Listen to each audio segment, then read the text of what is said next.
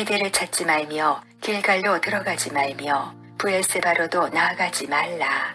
길갈은 반드시 사로잡히겠고 베델은 비참하게 될 것임이라 하셨나니.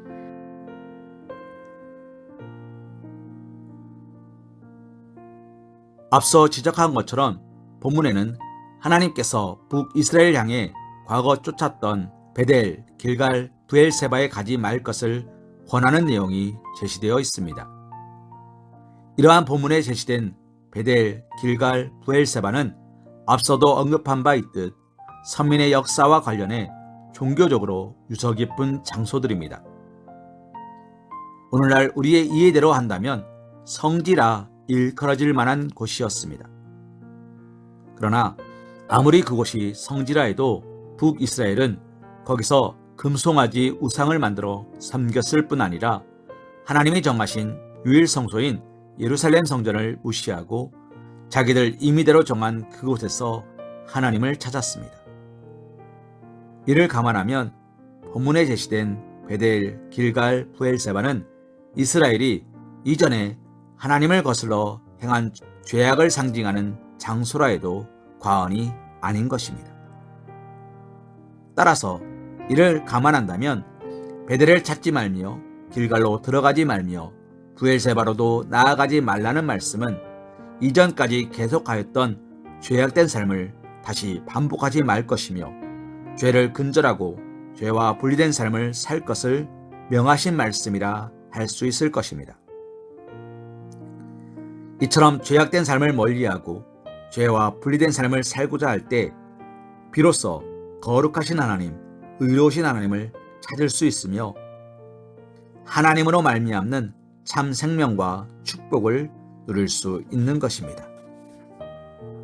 우리는 본문에 제시된 이러한 가르침과 유사한 내용을 성경 곳곳에서 접할 수 있습니다.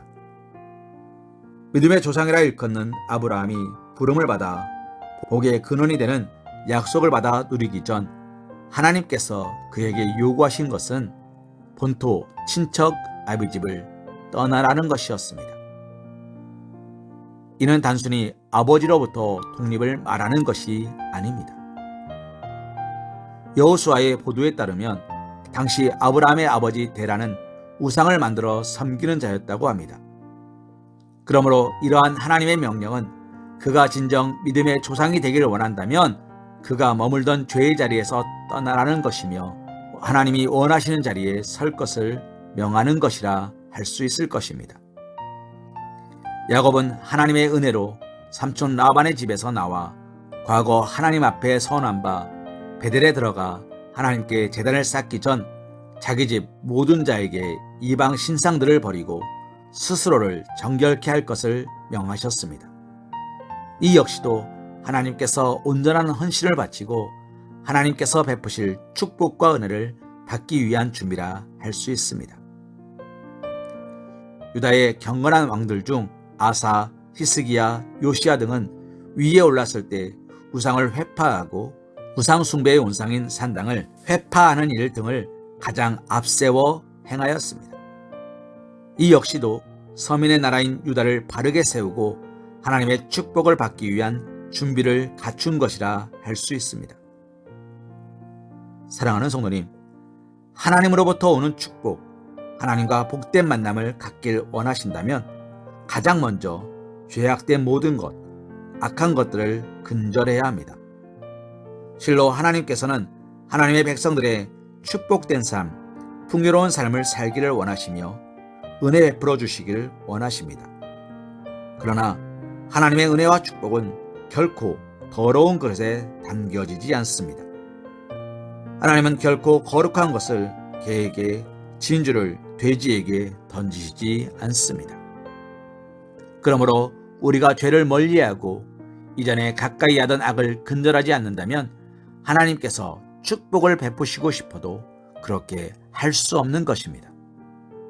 그러므로 사랑하는 성도님, 진정으로 축복된 삶, 하나님과 복된 만남을 갖고 하나님으로 말미암는 거룩하고 신령한 은혜를 받아 누리기를 원하신다면 가장 먼저 죄를 멀리하시기 바랍니다. 그 어떤 죄이든 철저히 끊어내시며 오직 말씀에 접붙임 바 시냇가에 심겨진 나무와 같은 삶이 되시기를 주님의 이름으로 기도합니다. 여호수아 24장 14절 말씀으로 오늘의 말씀 묵상을 이어갑니다. 그러므로 이제는 여호와를 경외하며 온전함과 진실함으로 그를 섬기라. 너희의 조상들이 강 저쪽과 애굽에서 섬기던 신들을 치워버리고 여호와만 섬기라. 아멘.